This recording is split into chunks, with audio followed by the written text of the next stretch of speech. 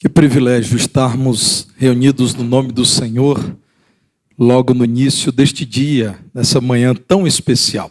Eu e o diácono Mendelson ali durante o culto, estávamos comentando brevemente do privilégio de estarmos aqui e de como não devemos, irmãos, nos acostumar com tudo isso. Devemos reconhecer a graça de Deus em nos permitir celebrar com o povo do Senhor a ressurreição do Senhor num ambiente tão agradável, tão edificante, que nos convida à santificação. Que alegria ter você aqui nessa manhã e saber que eu e você viveremos eternamente cantando louvores ao Senhor, desfrutando de vida plena na presença do Senhor no céu. Vamos abrir a palavra de Deus, Mateus capítulo 28, versos 1 a 10. Queiram ficar em pé, irmãos, por um instante, para lermos a palavra do Senhor.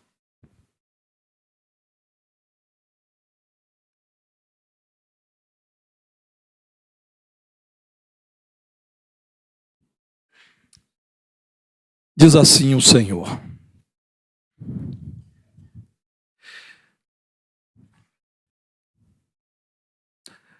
no findar do sábado, ao entrar o primeiro dia da semana, Maria Madalena e a outra Maria foram ver o sepulcro. E eis que houve um grande terremoto, porque um anjo do Senhor desceu do céu, chegou-se, removeu a pedra e assentou-se sobre ela. O seu aspecto era como um relâmpago, e a sua veste alva como a neve. E os guardas tremeram espavoridos e ficaram como se estivessem mortos. Mas o anjo, dirigindo-se às mulheres, disse: não temais, porque sei que buscais Jesus que foi crucificado. Ele não está aqui, ressuscitou como tinha dito. Vinde ver onde ele jazia. E depois depressa dizei aos seus discípulos que ele ressuscitou dos mortos e vai adiante de vós para a Galileia, ali o vereis. É como vos digo. E retirando-se elas apressadamente do sepulcro, tomadas de medo e grande alegria, correram a anunciá-lo aos discípulos. E eis que Jesus veio ao encontro delas e disse: salve. E elas, aproximando-se, abraçaram-lhe os pés e o adoraram. Então Jesus lhes disse: não temais, ide avisar a meus irmãos que se dirijam a Galileia e lá me verão. Pode sentar, irmãos.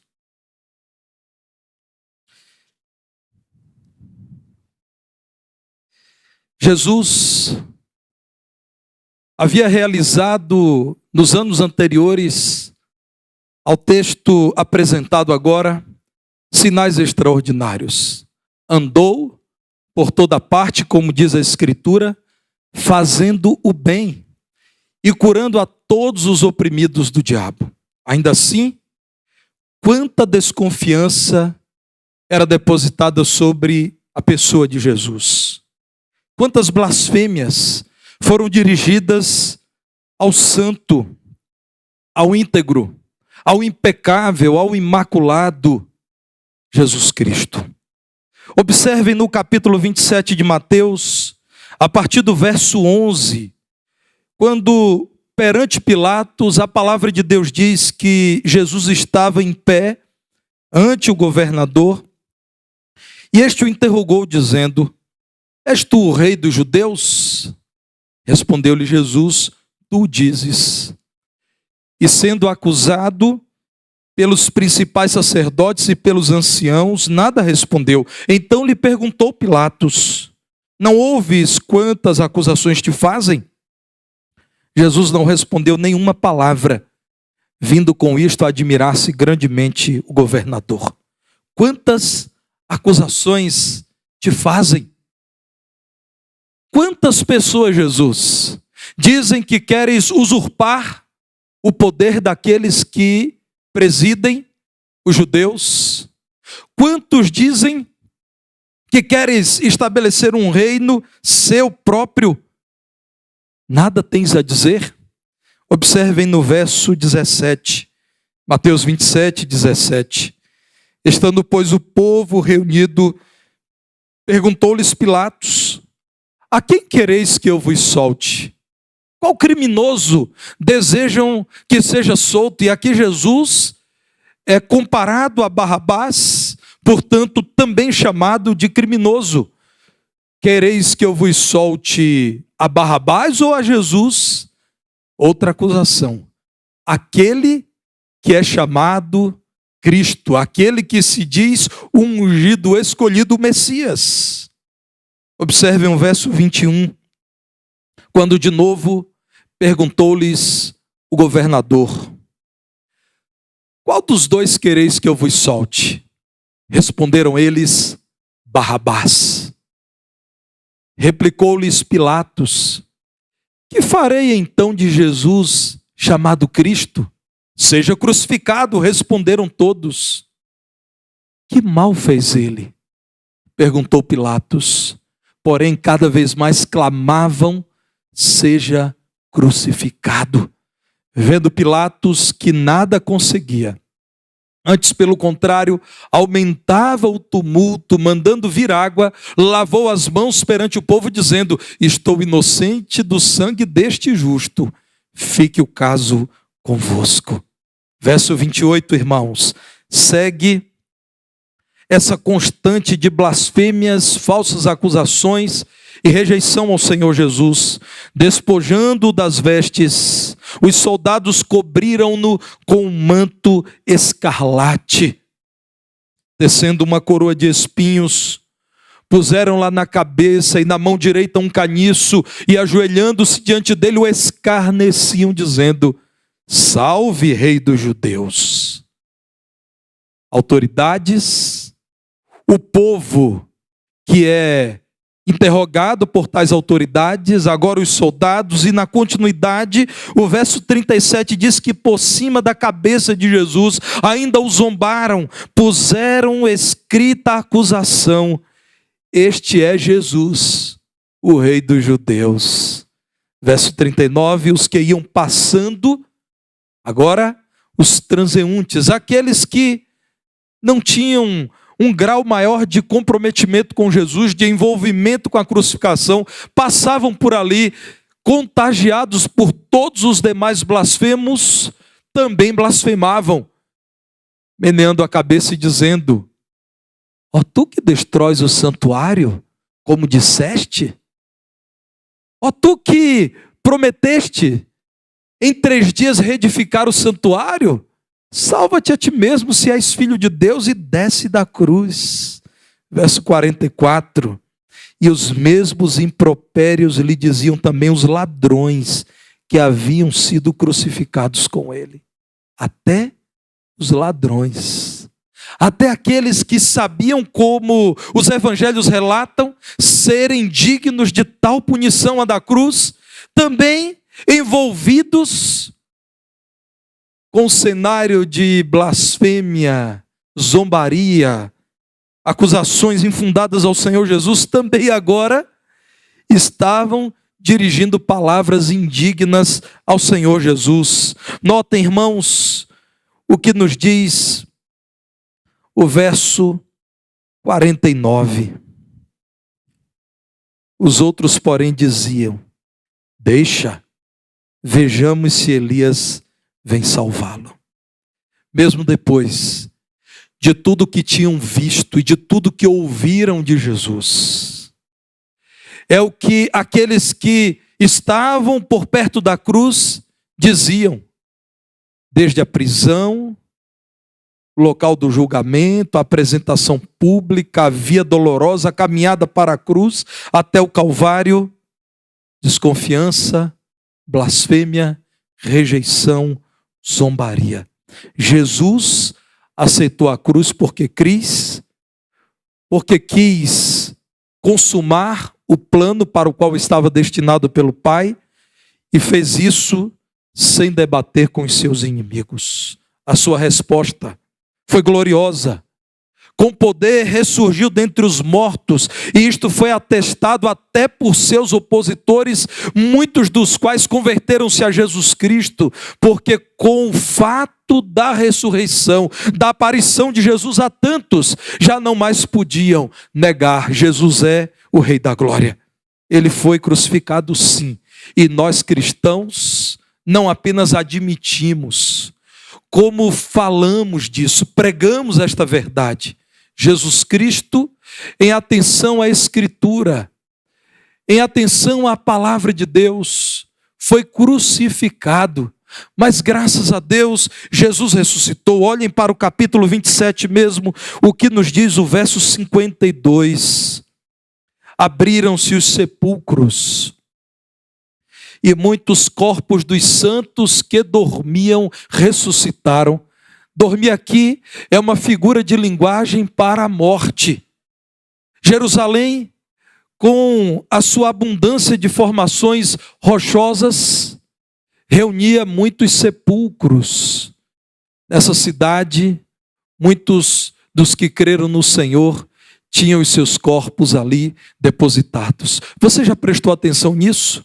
Que desde a morte de Jesus até a sua ressurreição, ele permitiu que outros fossem ressuscitados dentre os mortos. Olhem para o verso seguinte, o 53. Diz a palavra de Deus que muitos desses corpos saíram dos sepulcros depois da ressurreição de Jesus, entraram na cidade santa e apareceram a muitos. O centurião e os que com ele guardavam a Jesus, vendo o terremoto e tudo o que se passava, ficaram possuídos de grande temor e disseram: verdadeiramente este era Filho de Deus. No domingo mais especial de toda a história, puderam ver Jesus ressuscitar, assim como a tantos outros, ele ressuscitou. A resposta de Jesus cumpriu-se após 3 dias da sua crucificação. Ele ressuscitou e foi visto por muita gente. Até que nesse texto lido de Mateus 28, diz a palavra de Deus no verso 6, que um anjo chamou os discípulos e disse-lhes: vinde ver onde ele jazia. É o convite que ainda hoje fazemos ao mundo em nome de Jesus. Vinde ver. É o convite que fazemos a você que talvez, contaminado pela incredulidade corrente neste século, se pergunte: será mesmo que Jesus ressuscitou? Esta é a resposta aos muitos críticos que não têm faltado em toda a história ao cristianismo.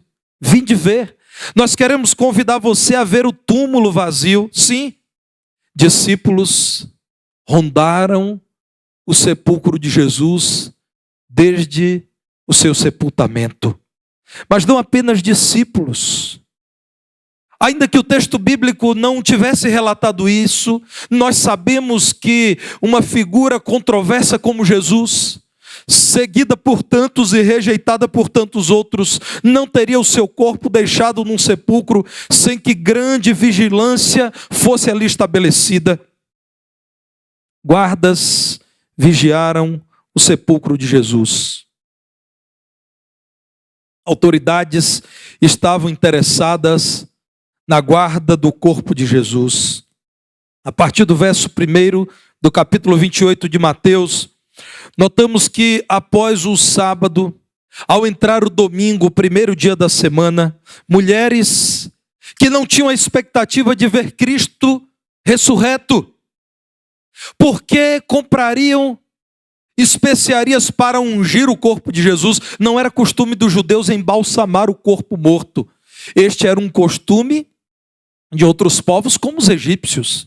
Aquelas mulheres compraram especiarias, unguento, óleo, para ungir o corpo morto de Jesus, porque sabiam, ele estava morto. A palavra de Deus reiteradas vezes diz que mesmo quando Jesus dizia que morreria e ao terceiro dia ressuscitaria, destruiria o templo e o reedificaria em 3 dias, muitos não compreendiam isso, ou não criam, ou não atentavam. Estas mulheres que amavam Jesus, que seguiram Jesus, naquele momento diziam: precisamos honrar o corpo morto. Não é possível que o corpo de alguém tão especial como Jesus não será ungido. É como um de nós que diz: não é possível que o nosso querido não terá o seu corpo depositado em um túmulo bem ornamentado num cemitério bem identificado. Elas sabiam, Jesus estava morto. A partir do verso 2, quando a palavra de Deus diz que em meio a um grande terremoto, um anjo do Senhor desceu do céu, removendo aquela grande e pesada pedra que fechava o sepulcro concedido por José de Arimateia a Jesus. Houve, então, o compartilhamento de uma notícia extraordinária. Os guardas estavam agora em pânico, verso 4. Parecia agora que os guardas estavam mortos, porque estavam assombrados com aquela presença que, segundo a Bíblia, tinha aspecto de relâmpago, veste alva como a neve branca. O anjo dirigiu-se às mulheres que foram cuidar do corpo morto do Senhor e disseram: não temam como os guardas que desmaiaram, como que mortos. Eu sei o que vocês vieram fazer aqui. Vocês vieram buscar o corpo de Jesus, porque ele morreu mesmo, ele foi crucificado. E o cristianismo diz, irmãos, a morte de Jesus não foi aparente, o corpo de Jesus foi crucificado. O Deus homem se entregou no Calvário, ele expirou, ele entregou seu espírito ao Pai. Ele disse ao Pai: em tuas mãos entrego o meu espírito. O anjo então diz às mulheres: venham ver o túmulo vazio. Esperavam encontrar uma possibilidade de acesso ao túmulo, argumentar com os guardas, as autoridades que apenas queriam ungir o corpo, quem sabe com a intervenção do rico José de Arimateia, que também tornou-se num discípulo de Jesus, conseguiriam acesso ao corpo dele. Os descrentes preocuparam-se apenas em guardar o túmulo de possíveis invasores. Ainda hoje, quando Jerusalém é visitada e os lugares pelos quais Jesus passou são apresentados por guias turísticos, ninguém pode apresentar o lugar em que o corpo de Jesus está, porque o corpo de Jesus não permaneceu no túmulo, o túmulo permaneceu vazio. Pastor Exaltino Gomes, saudoso pastor Exaltino, acerca disso diz que sem a ressurreição de Jesus, sua vida e ministério são historinhas piegas de um homem bom, que ensinou coisas boas, mas que se enganou no fundamental, que é saber quem ele era. Sem a ressurreição de Jesus, o cristianismo não faz sentido. Como diz o apóstolo inspirado, nós somos os mais miseráveis de todos os homens se não cremos que Cristo ressuscitou. E a nossa fé não tem sentido algum. Devemos fazer como homem que não conhece o Senhor. Viver porque amanhã morreremos. Ainda hoje chamamos o mundo para que venha ver o túmulo vazio, mas também para que vejam os discípulos visitados por Jesus, muitas e muitas testemunhas que relataram a sua presença e a palavra de Jesus naquela manhã de domingo. E depois depressa dizer aos discípulos, é o que o anjo disse às mulheres, que ele ressuscitou dos mortos e o túmulo está vazio, e se eles quiserem venham ver também um túmulo vazio, porque ele não está aqui. E mais, ele irá diante de vocês. O texto no original diz, ele vai na liderança de vocês, ele irá à frente de vocês. Vocês devem, como discípulos, seguirem-no. Vocês devem se dirigir para a Galileia, ali vocês verão o Senhor Jesus Cristo. E o anjo diz, é como vos digo, é o que acontecerá. Se a lei judaica e a lei romana desvalorizavam a mulher, Jesus supervalorizou a mulher. Primeiro ele apareceu a mulheres.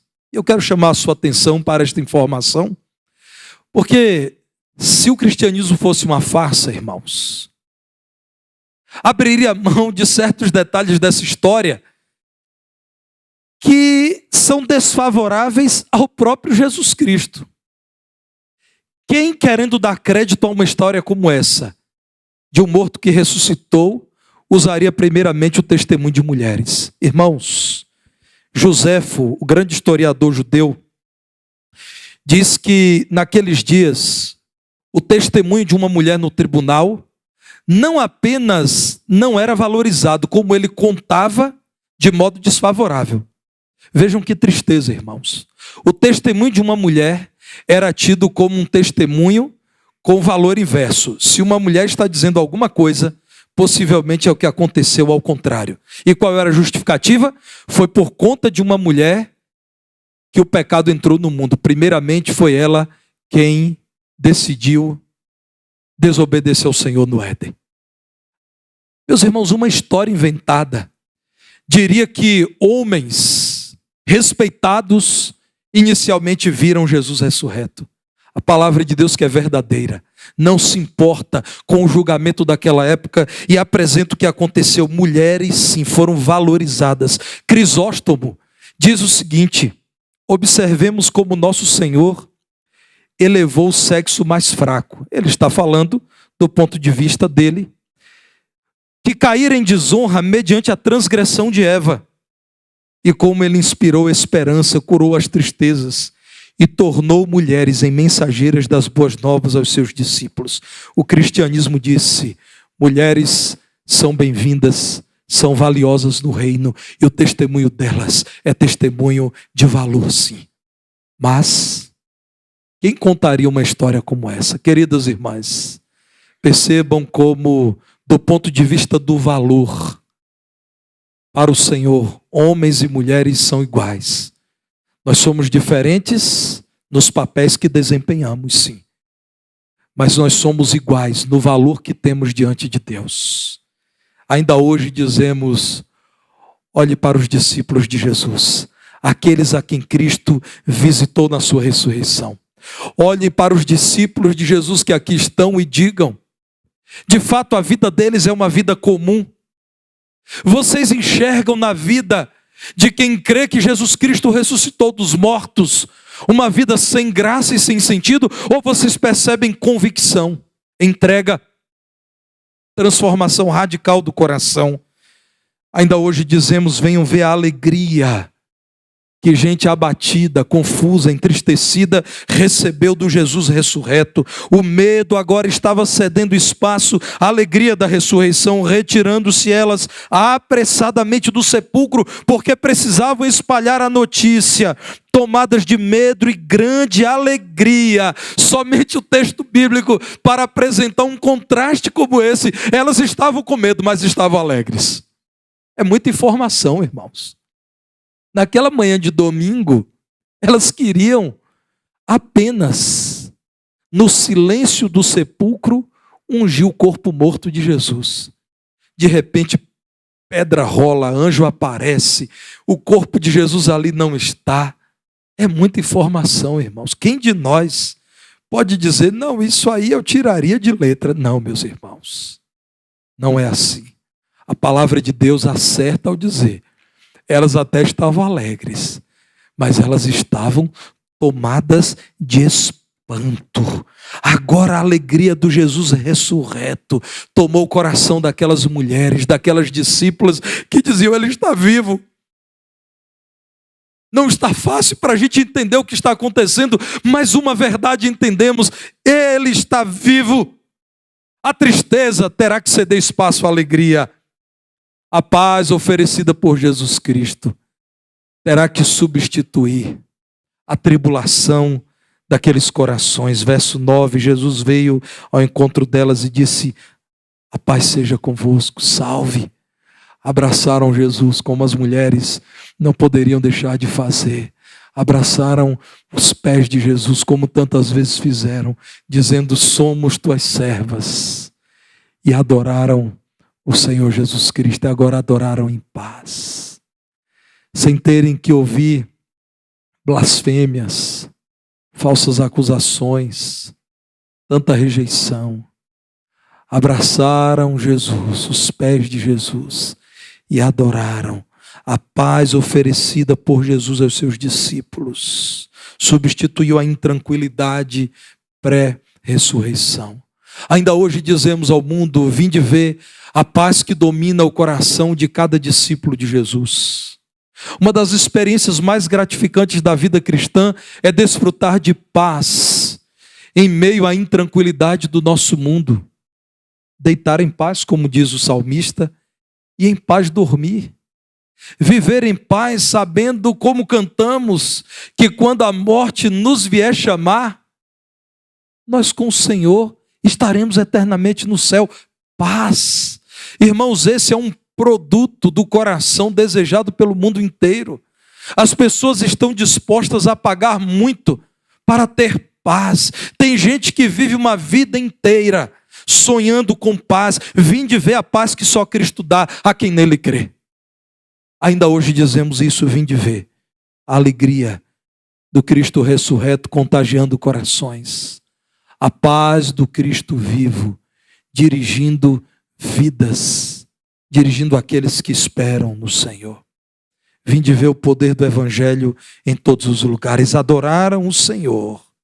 E diz a palavra de Deus que, segundo a ordem do Senhor, Jesus, mais uma vez, repetiu no verso 10, vão avisar a meus irmãos que se dirijam a Galileia e lá me verão.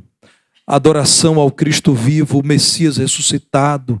O Deus Todo-Poderoso contagiou o mundo, saiu de Jerusalém e foi para a Galileia logo depois da ressurreição do Senhor. Ainda nesse capítulo, notem o verso 18, quando Jesus, falando aos seus discípulos, diz, vocês sabem, eu demonstrei poder sobre os fenômenos da natureza, acalmei vento e mar.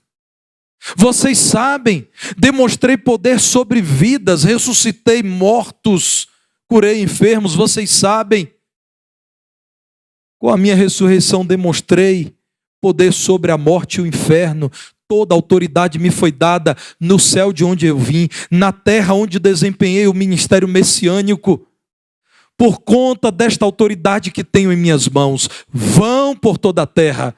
Ide, portanto, e digam a outros que eu sou o Senhor, façam discípulos e façam isso em todas as nações. Aqueles que crerão e por isso tornar-se-ão meus discípulos, batizem-nos em nome do Pai, do Filho e do Espírito Santo. Mas não parem por aí, continuem ensinando tais discípulos inseridos no corpo vivo que é a igreja, a guardar todas as coisas que vos tenho ordenado, e eis que eu estou convosco todos os dias. Vocês não irão sozinhos às nações. Vocês não estarão sozinhos enquanto pregam o Evangelho. Vocês estarão sob a minha liderança todos os dias até a consumação dos séculos. De Jerusalém sigam para a Galileia. Passem o Jordão, porque lá vocês me verão. É necessário que vocês saibam que eu ressuscitei em Jerusalém, mas irei alcançar o mundo inteiro, e a minha mensagem poderosa da ressurreição levantará mortos em toda a terra.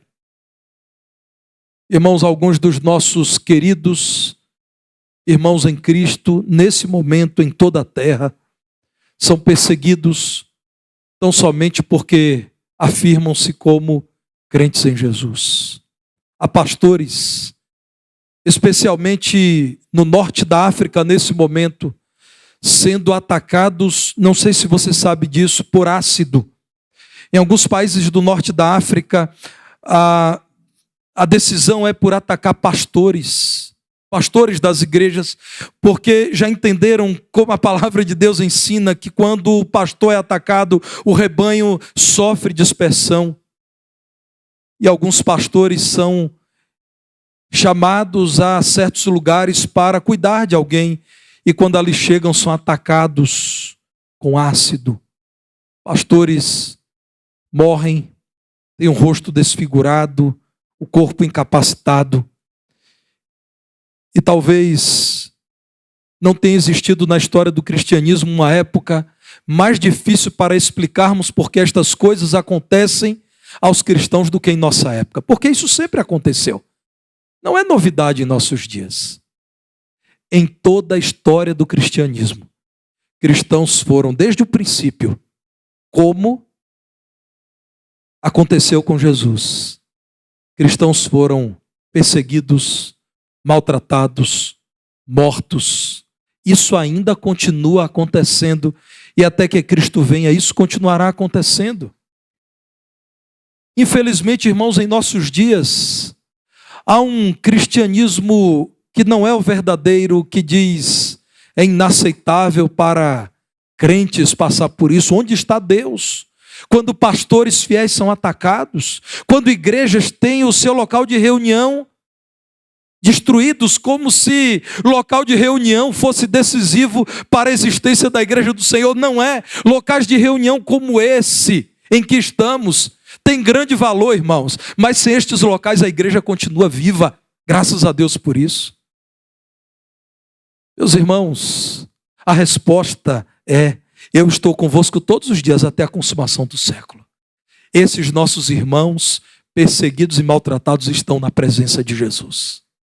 Ah, meus irmãos, e quando morrem, na verdade eles são beneficiados, eles são recompensados, porque estão no seio do Salvador, porque estão com Cristo na eternidade. Nesse momento, muitos dos nossos irmãos sofrem, mas eles não sofrem por uma causa qualquer. Eles sofrem por amor a Jesus Cristo. É a honra de um cristão, é ser identificado como discípulo do Senhor. É honra para um crente morrer por amor a Cristo.